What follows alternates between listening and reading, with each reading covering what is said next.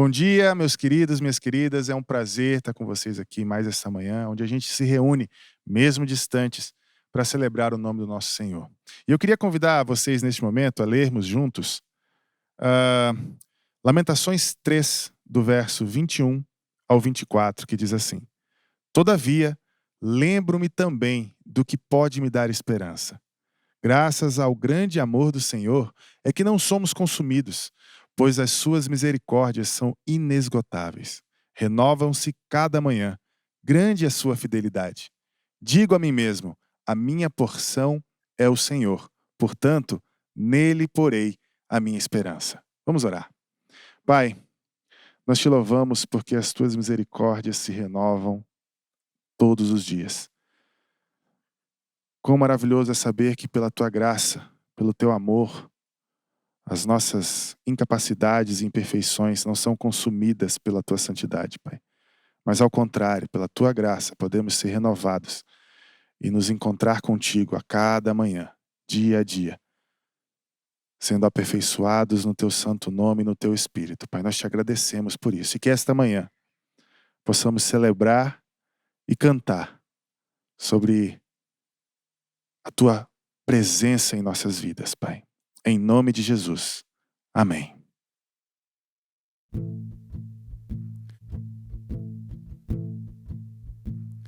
Ainda que eu ande pelo vale da sombra da morte, o teu amor lança fora o medo. Ainda que eu me encontre bem no meio das tempestades da vida, não voltarei, pois perto estás. Eu não temerei o mal, pois o meu Deus comigo está. E se o meu Deus comigo está, a quem eu temerei? A quem eu temerei? Oh, não, nunca me deixou na tempestade ou na paz. Oh, não, nunca me deixou quando bem ou quando mal. Oh, não, nunca me deixou. Oh, o Senhor nunca me deixou.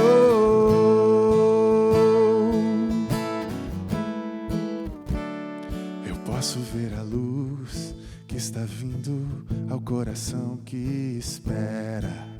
Incomparável, gloriosa luz. E haverá um fim aos problemas, mas até este dia viverei sabendo que estás aqui. E eu não temerei o mal, pois o meu Deus comigo está. E se o meu Deus comigo está, a quem eu temerei? A quem eu temerei? Oh, não, nunca me deixou na tempestade ou na paz. Oh, não, nunca me deixou quando bem ou quando mal. Oh, não, nunca me deixou. Oh, o Senhor nunca me deixou.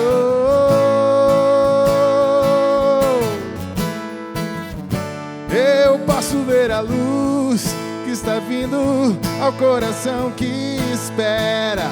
E haverá um fim aos problemas, mas até este dia chegar, te louvarei, te louvarei.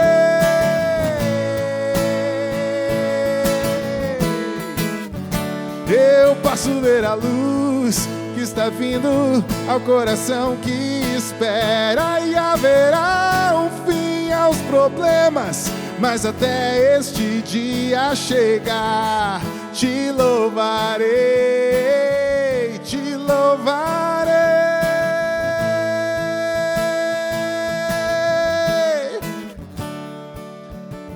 Oh, não, nunca nunca me deixou na tempestade ou na paz. Oh, não, nunca me deixou quando bem ou quando mal. Oh, não, nunca me deixou. Oh, o Senhor nunca me deixou.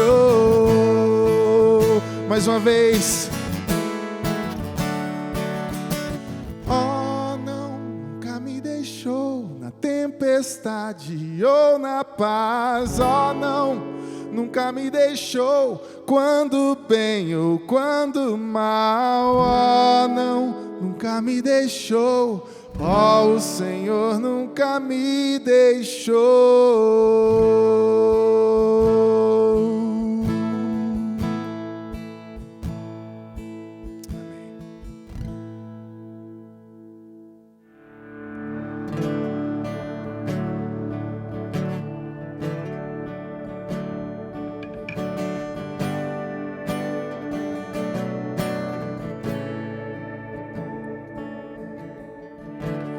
início eras a palavra, com Deus o Altíssimo,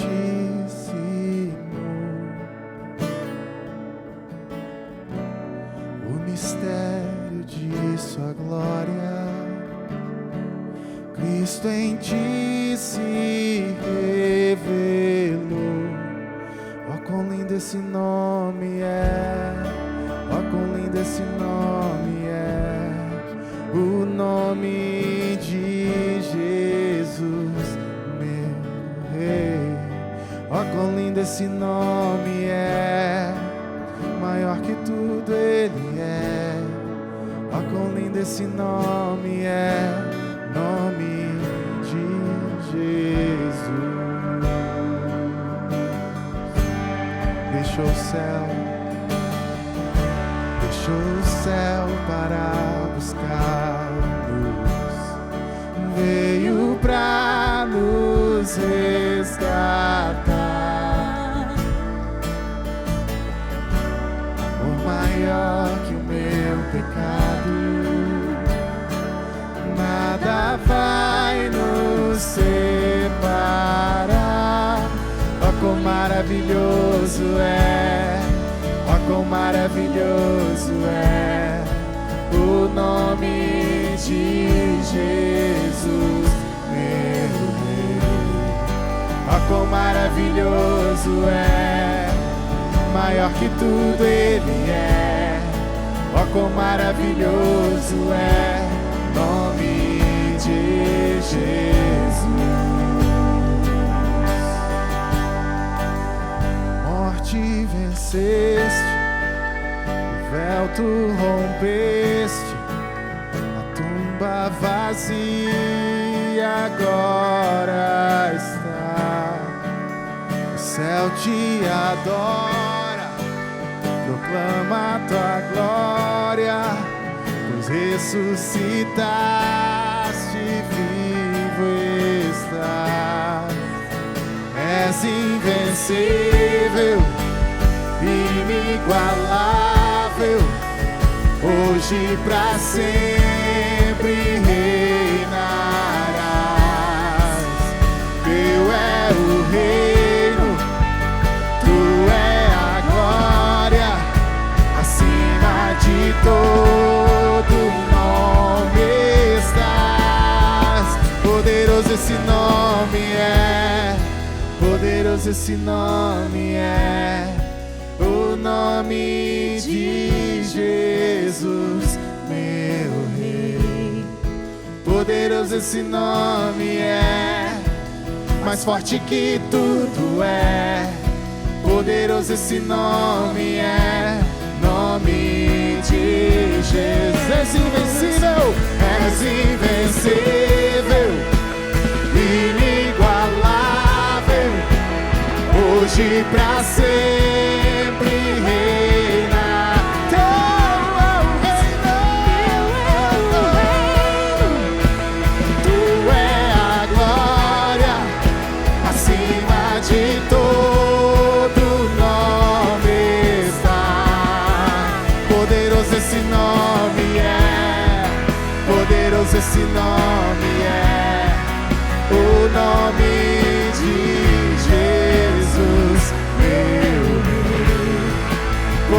Poderoso esse nome é, mais forte que tudo é. Poderoso esse nome é, o nome de Jesus. Poderoso esse nome é, o nome de Jesus. Poderoso esse nome é, o nome de Jesus.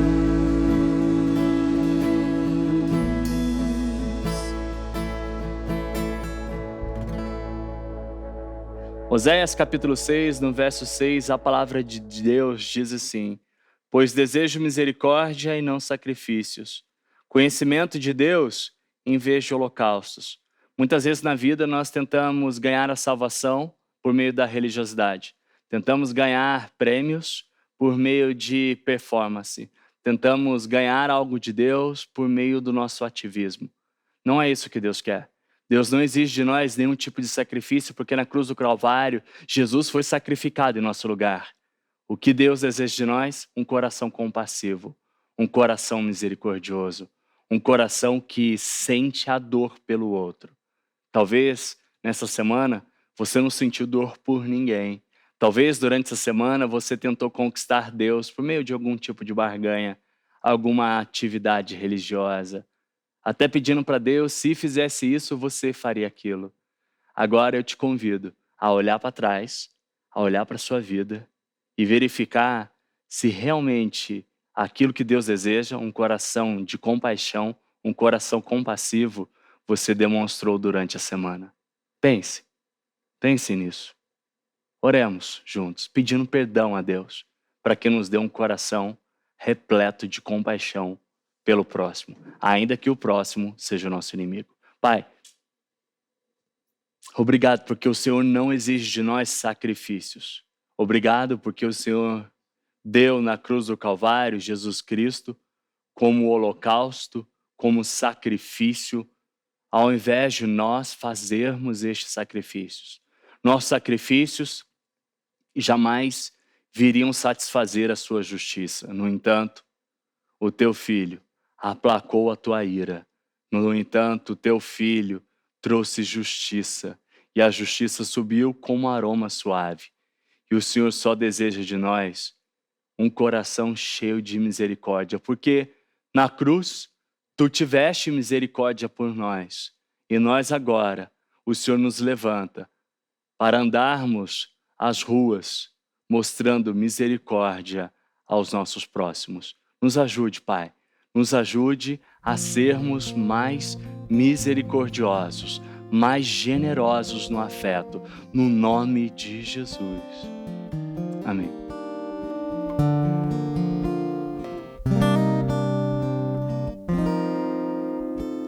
Sonda-me, Senhor, e me conhece. Quebranta o meu coração. Transforma-me conforme a tua palavra e enche-me até que em mim se ache só ti. Então usa-me, Senhor,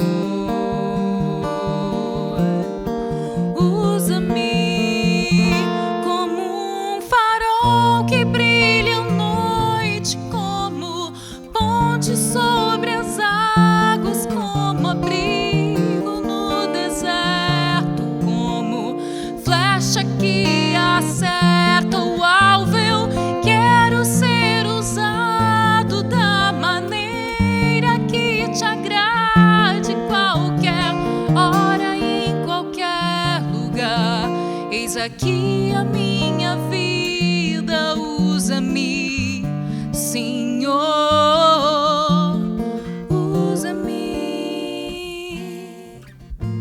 Sonda-me, quebranta-me, transforma-me, enche-me, usa-me.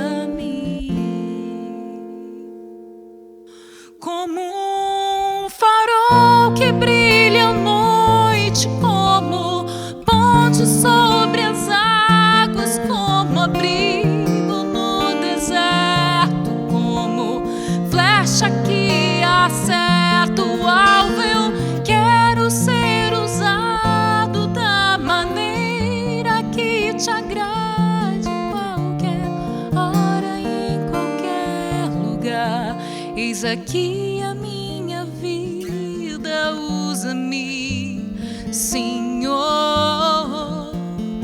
usa-me.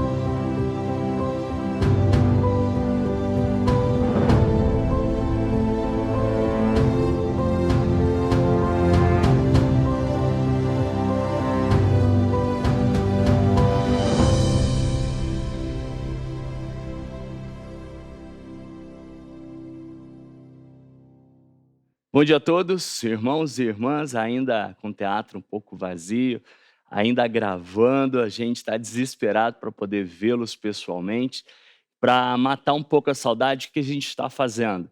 Enquanto a gente aguarda a liberação do nosso prefeito, a gente tem feito todas as quintas-feiras uma quinta-feira missionária com almoço missionário. É isso mesmo, você vem aqui, vai comer o almoço da simplicidade, aonde a gente vai gastar um tempo matando a saudade, conversando sobre assuntos bíblicos, um discipulado. Quinta-feira, sempre depois do meio-dia, é só você entrar em contato com o WhatsApp da igreja. É um jeitinho que a gente pensou para a gente poder alcançar aqueles que estão um pouco longe e para que vocês que estão longe por causa da pandemia matem a saudade junto conosco. Quinta-feira, só você entrar em contato no WhatsApp. Se você perdeu a série que nós estamos fazendo, a série em Lucas, por favor, olhe no YouTube todos os nossos vídeos anteriores e seja abençoado, seja cheio do Espírito Santo. Eu quero ler hoje com vocês uma passagem muito famosa, a passagem da parábola do bom samaritano. Todo mundo conhece, desde criancinha, todo mundo já viu filmezinho sobre isso, mas o meu desejo, mesmo que repetida a história, é que a palavra se torne nova no seu coração. Quero ler com vocês a partir do capítulo 10, no verso 25 em diante, até o verso 37. Vou ler aqui no celular, já adepto à modernidade. A palavra do Senhor diz assim: certa ocasião, um perito na lei levantou-se para pôr Jesus à prova e lhe perguntou: mestre, o que preciso fazer para herdar a vida eterna? O que está escrito na lei? Respondeu Jesus. Como você a lê? Ele respondeu: ame o Senhor, o seu Deus, de todo o coração, de toda a sua alma e de todas as suas forças e de todo o seu entendimento. E ame o seu próximo como a si mesmo. Disse Jesus: você respondeu corretamente, faça isso e viverá. Mas ele, querendo justificar-se, perguntou a Jesus: e quem é meu próximo? Em resposta, disse Jesus: um homem descia de Jerusalém para Jericó, quando caiu nas mãos de assaltantes. Estes lhe tiraram as roupas, espancaram-no e se foram, deixando-o quase morto. Aconteceu estar descendo pela mesma estrada um sacerdote. Quando viu o homem, passou pelo outro lado. E assim também um levita, quando chegou ao lugar e o viu, passou pelo outro lado. Mas um samaritano, estando de viagem, chegou onde se encontrava o homem e, quando o viu, teve piedade dele. Aproximou-se, enfaixou-lhes as feridas, derramando nelas vinho e óleo. Depois colocou-se sobre o seu próprio animal, levou-no para a sua hospedaria e cuidou dele. No dia seguinte, deu 2 denários ao hospedeiro e lhe disse: cuide dele, quando eu voltar, pagarei todas as despesas que você tiver. Qual destes 3 você acha que foi próximo do homem que caiu nas mãos dos assaltantes? Aquele que teve misericórdia dele, respondeu o perito da lei. Jesus lhe disse: vá e faça o mesmo. Oremos. Pai, peço que a tua palavra fale aos nossos corações, porque dela carecemos, porque dela precisamos. Que a tua palavra ilumine os nossos pés, esclareça as nossas mentes confusas, amoleça os duros corações e leve-nos a uma vida mais cheia de fé, demonstrando a compaixão como um sinal desta fé real que temos em Ti. No nome de Jesus oramos e dizemos amém. Algum tempo atrás, ainda no Rio de Janeiro, estava numa época de prova da minha filha, a Isabelle, e aí, incentivo, como incentivo a ela, a gente falava o seguinte: Isabelle, se você tirar acima de 8,5 nas provas, e se você tirar total nas provas, você vai ganhar um presente. A gente vai te dar alguma coisa, nós vamos celebrar isso se você tirar total na prova. Acima de 8,5 é o desejado, 10 é o seu presente, aquilo que você vai ganhar. Você pode escolher alguma coisa dentro daquilo que a gente pode dar. Bom, imagina a pressão da menina, imagina ela carregando aquela pressão toda, fazendo a prova, e chegou um dia que eu estava lá conferindo as suas notas, perguntei a ela quanto ela foi na prova, ela triste, ela pegou: olha papai, eu fui bem na prova. Mas o que ela tinha feito? Ela tinha apagado a nota da professora e colocado a própria nota dela. Ela tinha 6 anos de idade. Ela ficou com medo da minha brabeza, ou ficou com medo de alguma coisa, ou então estava tentando obedecer, se justificando para poder ganhar alguma coisa, para poder ganhar o presente que coroaria a boa ação dela. Quando eu olhei, eu vi que ela já estava lá aprendendo com os cariocas 171 brincadeira, que eu vi que ela estava lá, tinha apagado e tinha colocado a nota. Eu olhei e falei: você não tirou essa nota? Você não tirou essa nota. Ela descobriu, ela confessou, ela esperou que eu fosse brabo com ela. Eu, na verdade, falei para ela assim: filha, o papai não tá brabo contigo, eu estou triste só. Mas da mesma forma nós vamos celebrar porque você confessou que você foi mal. E você, no final, mesmo eu tendo descoberto, você foi lá e contou. Isso é graça. Ela me abraçou com os olhos cheios de lágrimas e falou assim: é assim que Deus age com a gente, não é, papai? Eu disse: é. Deus sabe que a gente tenta obter alguma coisa boa por meio dos nossos esforços, nós falhamos, mas Ele graciosamente nos presenteia. Isso é graça. Essa é a história do bom samaritano. E dessa história eu queria voltar com vocês para a narrativa de Lucas a Teófilo em 3 cenas. A primeira cena é o diálogo entre o perito da lei, aquele jovem advogado, teólogo que estava questionando Jesus, a forma como Jesus responde, sempre com perguntas, e a história que Jesus conta para poder ilustrar e mostrar que a obediência cega, a obediência à lei é impossível e o que salva é a fé e o arrependimento. Veja comigo os primeiros versos. Diz assim que o jovem perguntou: mestre, o que eu preciso fazer para herdar a vida eterna? O que eu preciso fazer para poder ganhar? Eu preciso do quê? Jesus diz o quê? O que está escrito na lei? Jesus responde com uma pergunta. Olha que ideia legal. Às vezes as pessoas se tornam chatas quando respondem com perguntas, né? Eu tenho essa mania. Às vezes as pessoas perguntam para mim alguma coisa, eu respondo com alguma pergunta. Então não achem ruim comigo. Veja que eu estou usando o exemplo de Jesus. Jesus responde: como você lê essa lei? O que você entende de fato dela? Não é o que realmente estava escrito, mas como essa lei ressoa no seu coração.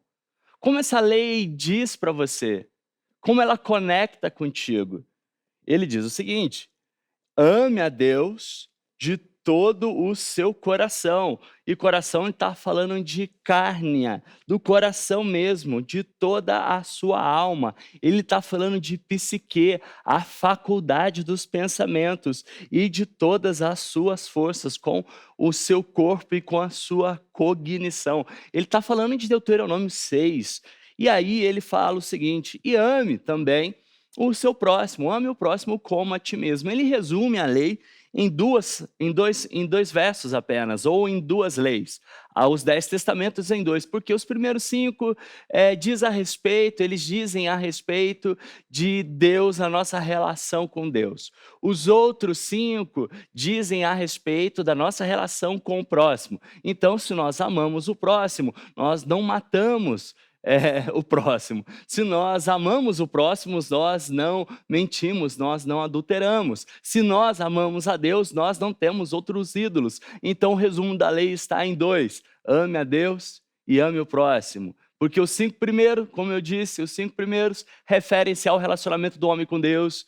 E como eu disse anteriormente, os 5 últimos referem-se ao relacionamento do homem com o homem. Então, ele, o jovem, querendo justificar-se, e um dos problemas no verso 29, ele querendo justificar-se, isso é um dos grandes problemas que a gente encontra em toda a Bíblia, a autojustificação é um problema nosso, é um pecado, como diz Martinho Lutero, que Deus mais odeia, é o homem procurando a sua própria justiça, é o homem desejando justificar-se. Em Romanos nós vemos Paulo falando sobre isso, assim como em Coríntios e em Lucas, nós vemos também Jesus falando sobre o problema da autojustificação, da gente querer se justificar, da gente querer se beneficiar e utilizar de uma justiça própria.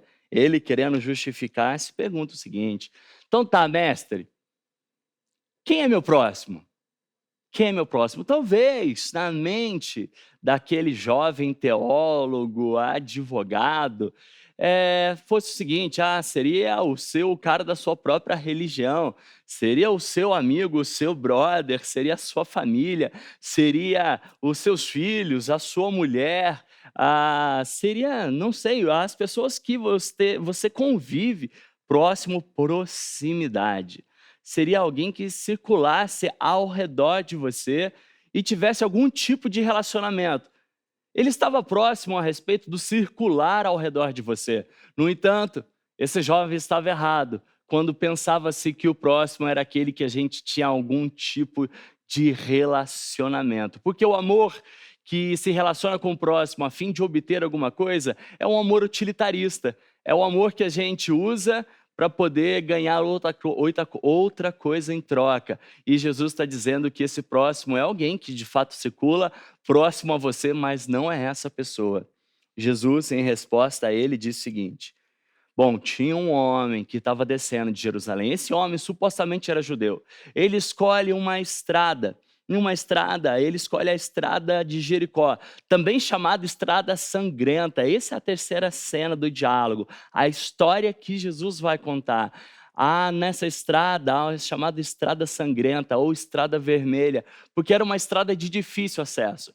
Era uma estrada que ficava a não sei quantos metros de altitude, quilômetros de altitude do mar, e também ela tinha uma extensão de 18 quilômetros. Era uma estrada entre penhascos, rochas, e que muitos ladrões, salteadores faziam desse lugar um lugar para poder roubar e fazer as suas maldades.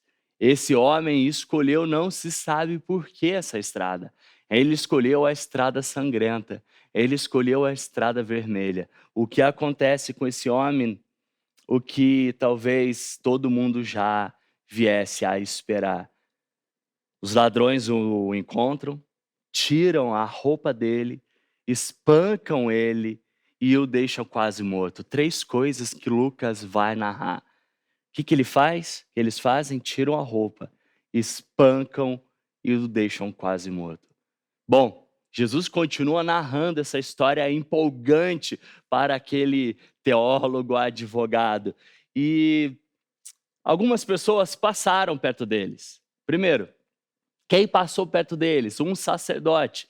Lembra que a função do sacerdote é mediar, é fazer mediação. Supostamente o sacerdote é aquele cara gente boa.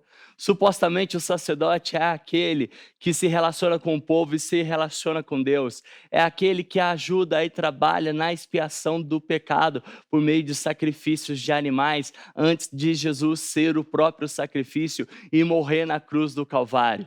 O sacerdote era aquele que orava e intercedia pelo povo. Jesus é o sumo sacerdote. Passou então um sacerdote. Aquele sacerdote nem olhou. Aquele sacerdote não fez absolutamente nada.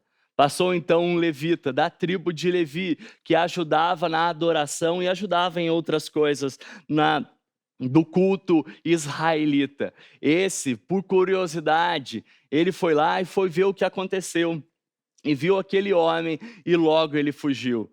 O terceiro homem era um samaritano, inimigo dos judeus. Ele vai lá e o ajuda. Antes da gente detalhar um pouco sobre o samaritano, quero falar um pouquinho sobre vocês, sobre 3 pontos importantes aqui que a gente pode ver. No primeiro ponto do sacerdote, aquele que se julga o relacionável. Quando é uma pessoa talvez diferente, quando é uma pessoa talvez inimiga, quando é uma pessoa que não é tão interessante assim, não faz parte do métier religioso, nós tratamos com indiferença. O que o sacerdote faz, ele é indiferente. O contrário do amor, ame o teu próximo como a ti mesmo, não é o ódio, não é o rancor, não é a raiva. Não existe pecado pior do que a indiferença. Não existe pecado pior do que a indiferença. E o sacerdote, olhando aquela pessoa na estrada sangrenta, aquele homem sangrento, não fez absolutamente nada. Não fez nada, nem sequer olhou. Indiferença. O segundo, o levita, tocado por uma curiosidade. Quantas vezes a gente confunde compaixão com curiosidade? A gente olha lá, a pessoa está sofrendo na rua e a gente fala, tadinho dele. Ah, vamos ver o que aconteceu? Ah, a gente vai lá e olha, o que a gente faz? Absolutamente nada. Há um mix entre nós do levita e do sacerdote. Há um mix entre nós, dentro de nós, de indiferença com curiosidade. Nós observamos a desgraça alheia, com curiosidade nós olhamos a desgraça alheia e com indiferença nós deixamos as pessoas na desgraça. Há isso dentro de nós. A religiosidade faz isso. A religiosidade que ensina, a religião que ensina que a gente deve amar o próximo como nós mesmos, nós olhamos para o próximo, e esse próximo é aquele que está realmente próximo de nós, talvez sem nenhum afeto. É lá que a gente deve demonstrar a fé nossa. É lá naquele momento que nós devemos mostrar a compaixão. A compaixão é um sinal real da fé. Guardem isso. A compaixão é um sinal real da fé. A fé é demonstrada por obras. A fé é demonstrada por ações. A fé não é demonstrada por guardar a lei e entendê-la e memorizá-la em sua mente, como o jovem teólogo, advogado, na conversa com Jesus estava dizendo e demonstrando. A compaixão é o sinal visível do invisível.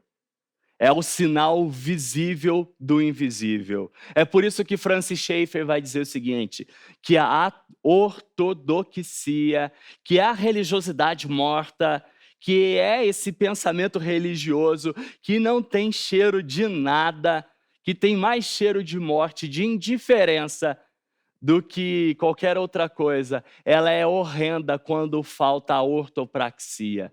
Quando falta a prática, a ortodoxia é a pior coisa que existe no mundo. O que isso quer dizer?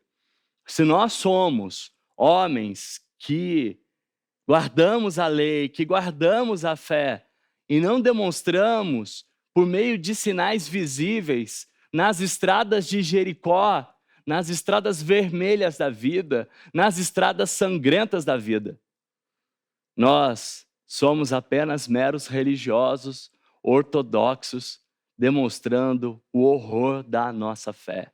A nossa fé, já Tim Keller diz que a nossa fé é uma fé tanto quanto egoísta. É uma fé que pensa em nós, no máximo, o próximo, a nossa família. Nós queremos que o próximo seja aquele da nossa família. Nós não pensamos no coletivo, nós não pensamos no público, nós não pensamos no social, quiçá na nossa cidade.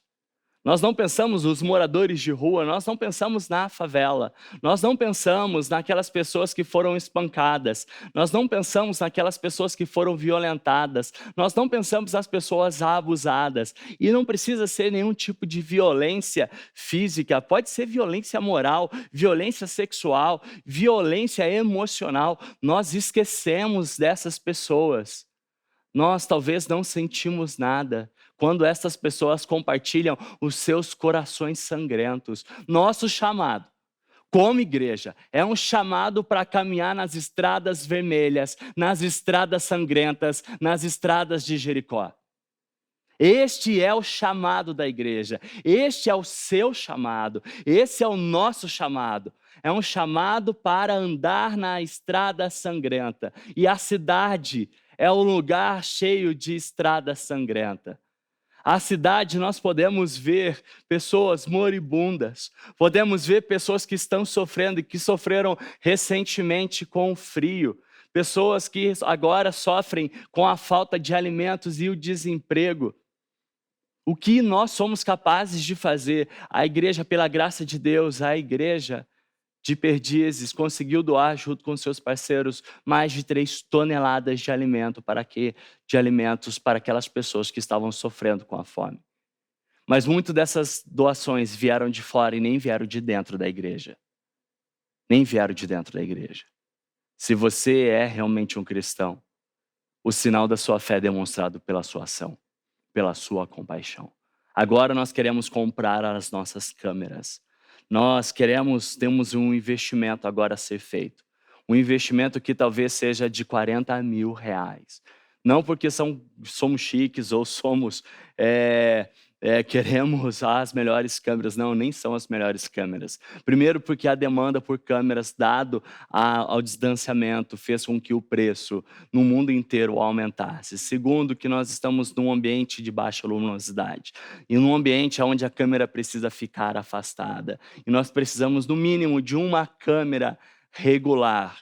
Segundo, nós precisamos de um computador bom para poder processar e subir o sinal, para que esse sinal seja entregue à sua casa e você possa ver e contemplar a mensagem do Evangelho. Nós temos um desafio. Se você é um homem cheio de compaixão, é a hora de você colocar a mão no seu bolso e ajudar a gente. A gente vai distribuir em cotas para que a gente possa comprar juntos, a igreja e vocês. Ou qualquer doação, se você está nos assistindo e a mensagem tem tocado o seu coração, não haja como indiferença. Não haja como um levita apenas curioso e querer saber o que é, por que é tão caro assim. Haja como um bom samaritano. Ajude-nos. Ajude-nos. Ajude-nos com as cestas básicas, com esse coração diaconal. Não é só o querigma. Querigma significa pregação do evangelho, mas é a diaconia. É o coração do servo, o coração do servir. Ajude a gente com as cestas básicas. Ajude a gente a pregar e a avançar no reino de Deus através de promoções do evangelho, por meio de compartilhar das boas novas, por meio da aquisição de mais instrumentos, para que a gente possa, então, fazer com que todos os dias, quando voltarmos ao ambiente normal, nesse novo normal, com o mínimo de gente aqui, você possa assistir e possa ser abençoado com a palavra do evangelho. Desculpa falar isso, mas a mensagem requer isso. A mensagem é sobre compaixão. A mensagem é sobre a tentativa de ser salvo por meio da obediência. Mas Jesus inverte isso, mostrando que a compaixão é um sinal da fé. E eu peço aos irmãos, sejam agora cheios de compaixão e nos ajude. Mostre ao seu próximo e ajude-nos aqui na igreja. Bom, continuando. Essas três pessoas, o sacerdote, o levita, o bom samaritano. O bom samaritano, totalmente diferente do levita, totalmente diferente do sacerdote, ele vai agir em prol do outro. É interessante que a Bíblia, Lucas vai usar uma expressão interessante chamada o seguinte, no verso 33, um samaritano, estando em viagem, chegou onde se encontrava o homem, quando o viu, teve piedade dele. Nessa palavra, teve piedade dele, Está dizendo o seguinte no grego: ele teve uma ação dentro do seu interior, uma vontade no seu interior que era visceral. A compaixão verdadeira é visceral. O que o bom samaritano sentiu veio das suas vísceras. Era visceral o sentimento dele de compaixão por aquele judeu. Agora deixa eu te contar uma coisa. A compaixão, além de ser uma fé, a demonstração da fé, um sinal visível do invisível, um sinal real da fé, a compaixão também é um movimento que vem de lá de dentro de nós, é um movimento visceral. É um movimento que mexe com o mais profundo de nossas almas. Sabe por quê? Porque nem sempre o próximo é o nosso próximo mesmo. Nem sempre o próximo é a nossa família. Nem sempre o próximo é o nosso amigo. Nosso próximo pode ser o nosso inimigo. Os samaritanos e os judeus tinham um conflito entre eles. E aquele mover só podia ser de Deus. Daquele homem samaritano, da Samaria, poder olhar para aquele judeu e sentir compaixão daquele homem moribundo, daquele homem que havia com as suas vergonhas de fora por ter arrancado a sua roupa, aquele homem que foi espancado, aquele homem que foi roubado. Agora, com aquele movimento visceral, esse bom samaritano, na estrada vermelha de Jericó, aonde nós devemos caminhar, nas estradas vermelhas de São Paulo, ele faz 3 coisas interessantes. Ele aproxima, ele chega perto, diferente do sacerdote com indiferença, e diferente do levita que só olha por curiosidade. Ele se aproxima, ele enfaixa as feridas, e feridas aqui significa traumas, enfaixa os seus traumas, derrama nelas vinho e óleo. E Hipócrates, o pai da medicina, dizia que o vinho misturado ao óleo também era utilizado para curar determinadas feridas. E ele nada mais está fazendo aquilo que Hipócrates, antes de Jesus, já havia ensinado como o pai da medicina. 3 coisas ele faz. Ele faz isso, e ele ainda mais faz outras coisas. Ele coloca sobre o seu animal e leva para a hospedaria. Não só leva na hospedaria e delega a responsabilidade. Ele assume a responsabilidade sobre aquele desconhecido e faz o seguinte: eu cuido dele. Eu cuido dele. Eu sou responsável por esse judeu. A gente brigou por séculos, mas agora eu estou pondo fim nessa briga. Se depender de mim, o muro da inimizade está acabando agora. Na verdade, esse bom samaritano sabe quem é? O nosso Jesus Cristo. É ele que derruba o muro da inimizade. É ele que faz com que samaritanos e judeus sentem à mesma mesa. É ele que cuida de nós quando nós não conseguimos. E ainda aquele bom samaritano dá 2 denários. 2 denários significa 2 dias de trabalho. Ele sacrifica 2 dias do seu trabalho em prol do seu inimigo. Ao hospedeiro e disse-lhe: cuide dele. Quando eu voltar, eu vou pagar todas as dívidas que você tiver. Na sequência, Jesus pergunta: qual destes 3 você acha que foi mais próximo do homem que caiu nas mãos dos assaltantes? Aí o jovem respondeu: aquele que teve misericórdia dele. Jesus disse: agora vai, faça o mesmo. Se você quer ganhar a vida eterna, não é através da obediência cega à lei, porque assim como a minha filha errou na prova e mudou o nome, se você tiver uma obediência cega à lei, você vai fazer a mesma coisa para justificar e você não vai ganhar a vida eterna. Você só ganha a vida eterna quando você olhar para Jesus como o bom samaritano. Você não é o bom samaritano. Nós somos o judeu. Nós somos o judeu. Somos todos judeu. Nós somos aquele assaltado, abusado, destruído, jogado às traças. Nós somos aquele que ninguém gosta de nós. Nós somos aquele que alguém olha com um olhar de indiferença. Nós somos aquele que alguém olha com um olhar de curiosidade só para ver. Nós somos aquele que é visitado por Jesus Cristo. E no meio da nossa nudez, e no meio das nossas vergonhas expostas, e no meio das nossas feridas, e no meio da falta de cuidados, com ausência de recursos, Ele vem, Ele enfaixa os nossos traumas, Ele coloca óleo e vinho sobre as nossas feridas, e Ele dá condições para que a gente possa viver. Ele oferece o cuidado e paga todas as dívidas. Nós não somos o bom samaritano. Nós somos um tipo de Isabelle. Nós somos um tipo de judeu. É isso que nós somos.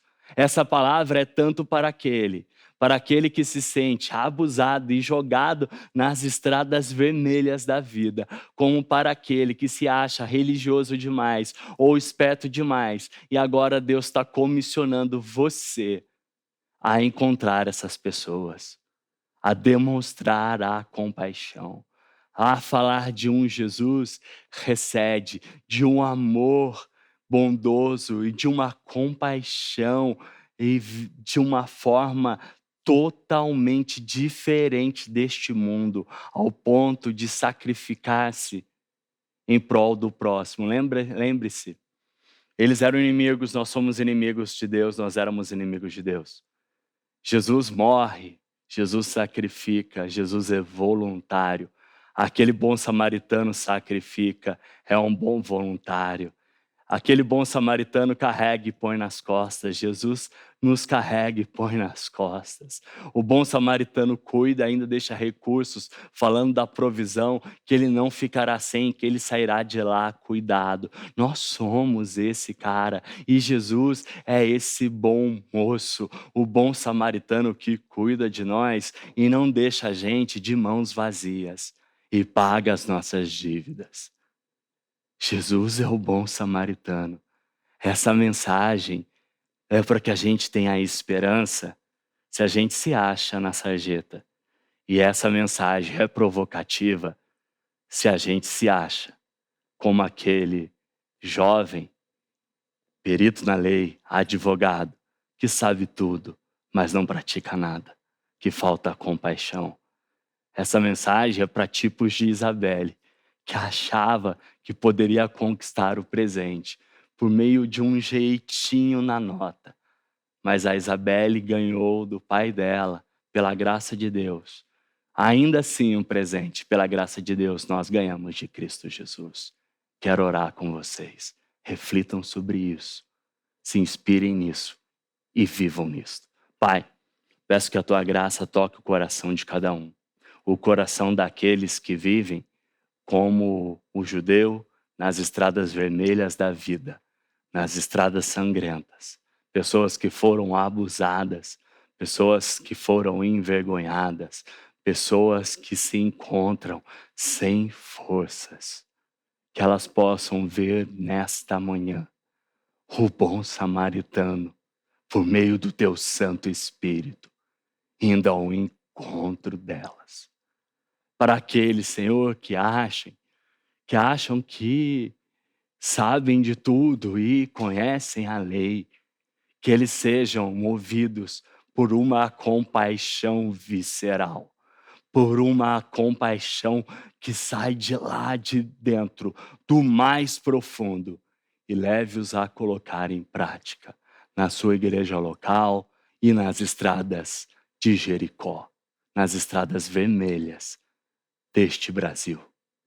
É o que eu peço, no nome de Jesus. Amém. Irmãos, que Deus abençoe vocês. Não esqueçam de seguir as nossas séries. Não esqueçam de viver as nossas séries. Nós estamos crescendo pela graça de Deus e precisamos da sua ajuda. Nos ajude nisso, por favor. Que a graça do nosso Senhor Jesus Cristo, que o amor do Pai, que a presença poderosa, consoladora do Santo Espírito de Deus esteja com todos vocês, promovendo a compaixão visceral todos os dias, com todas as suas famílias, todas as famílias do Brasil e dessa terra, no nome de Jesus. Amém.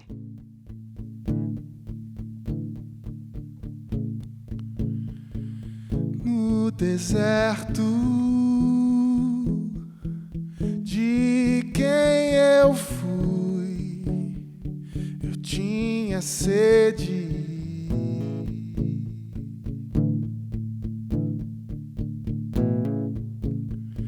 Veio Cristo e tudo se fez diferente.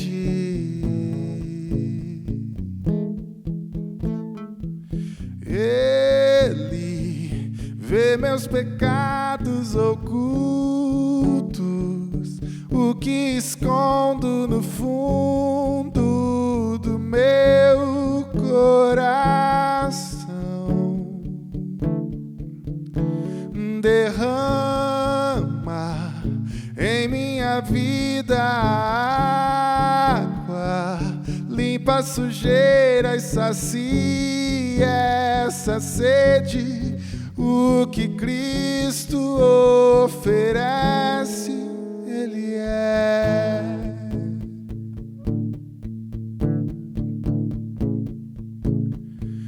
No escuro de quem eu fui, eu tinha medo.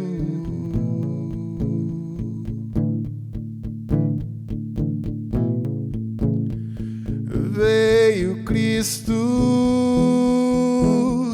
e tudo se fez diferente.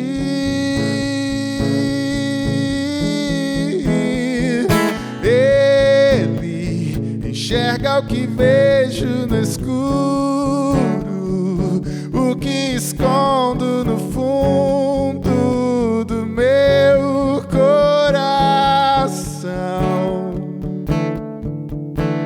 e espalha barro que ainda faltava. Abre a janela pra luz me encontrar. O que Cristo oferece, Ele é. Luz do mundo, água viva.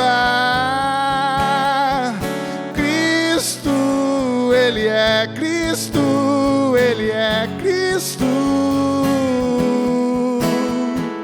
Ele tira o pecado do mundo, planta a esperança na terra do meu coração.